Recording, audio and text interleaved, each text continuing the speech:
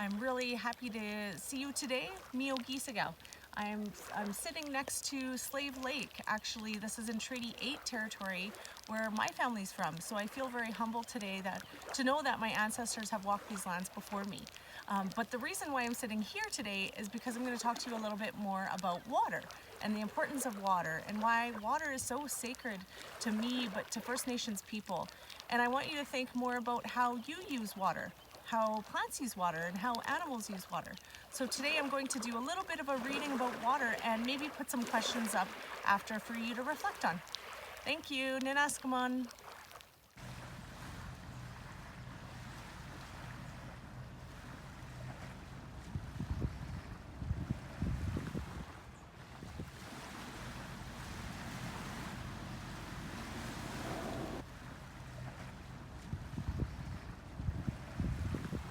Nokomis love Nipi, and Nipi love Nokomis. Rain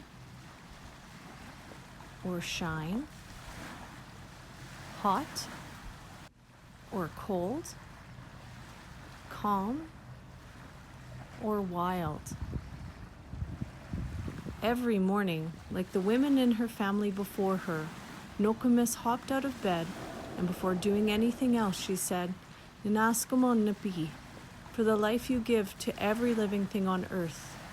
Kisagi Heaton, I respect you." But one day, a wise Okimau told her, "In my lifetime, the day will come when an ounce of water costs more than an ounce of gold. What are you going to do about it?" Like an arrow, his words pierced Nokomis's heart. She looked around. She saw how people were disrespecting the water, wasting it, making it unfit for life. Day turned to night, night turned to weeks, and Nokomis remembered the Okimau's words. A few moons went by, and then one night, Nokomis had a dream. Early next morning, Nokomis called her sister and Esqueo Nitotamak over for tea to talk about their responsibility to protect Nipi.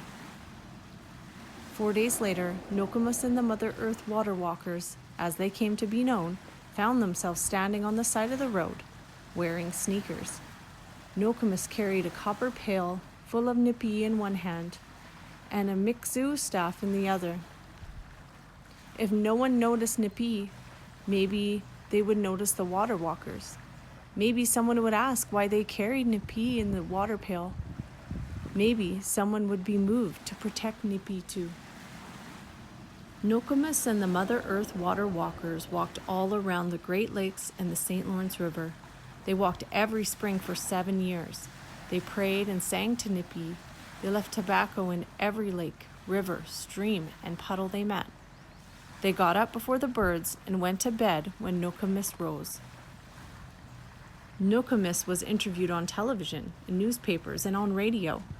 She was even in movies. But big companies, politicians, and even her next-door neighbors still did not feel the urgency to protect Nipi. "What more can I do?" wondered Nokomis. 1 year later, over by the Atlantic Ocean, a friend of Nokomis had a dream, and she shared it with Nokomis as soon as she woke up. Nokomis shared the dream with all the people she had met during her walks. Word spread fast across Turtle Island, and everyone began to prepare.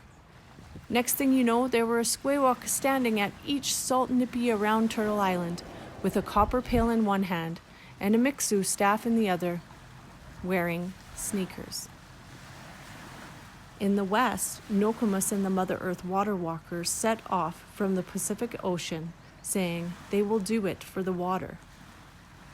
1 year after a devastating oil spill, Nokomis and the Water Walkers set off from the Gulf of Mexico singing to Nipi and praying for the healing of Nipi.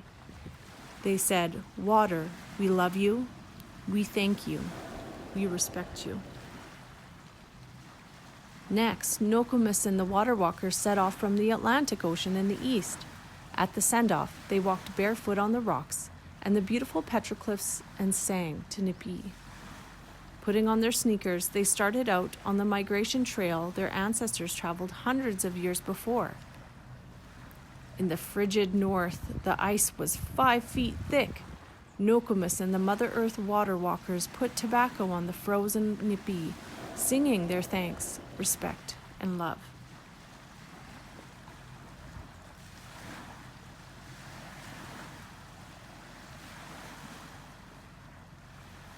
Saltwater tears filled the Mother Earth water walkers' eyes as the 4 salt Nipi met Lake Superior. One day, the 4 salt Nipi will be reborn as clouds and be carried home on the wind, said Nokomis.